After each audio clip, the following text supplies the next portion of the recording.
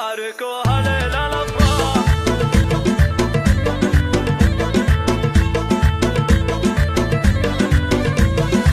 زانت أجواء الشعر وابدع وزانا، والقوافي كل ابوها خيالية، بالجمال اللي تميز على قرانه، المدايح كنها فيه مخفية، بالعروس وزينها القاف والحانه، الفريد المترفة والسنافية، نوف يصور حسنها الله سبحانه، آية الزين في الناس مرئية،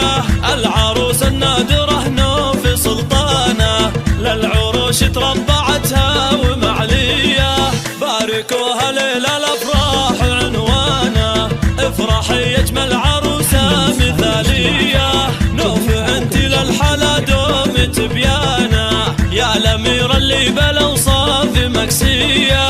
أمكم عبد الله للعز برهانه، شيخة الطيب الكريمة الشقردية، فاطمة نفخر بها صيت ومكانه، الكرم والجود فيها مبادية، أبوك عبد العزيز اعتلى شانه، والنعم بالجيد اسمه وطارية،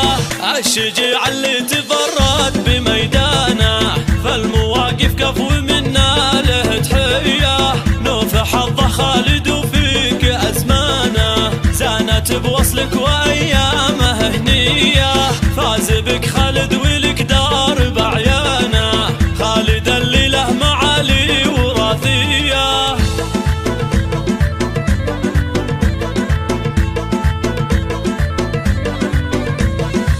زانت أجواء الشعر وابدع وزانا، والقوافي كل ابوها خيالية، بالجمال اللي تميز على قرانه، المدايح كنها فيه مخفية، بالعروس وزينها القاف والحانه، الفريد المترفة والسنافية، نوف يصور حسنها الله سبحانه، آية الزين في الناس مرئية، العروس النادرة نوف سلطانه، للعروش تربعتها ومعلية، باركوها ليلة الأفراح عنوانه، افرحي يجمل عروسة مثالية، نوف انت للحلا دوم تبيانه، يا الأميرة اللي بالأوصاف مكسية،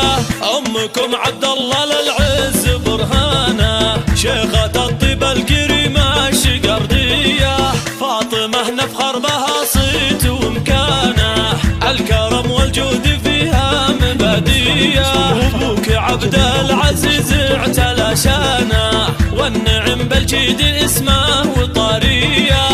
الشجيع اللي تفرد بميدانه، فالمواقف كفو منا له تحية، نوف حظه خالد وفيك أزمانه، زانت بوصلك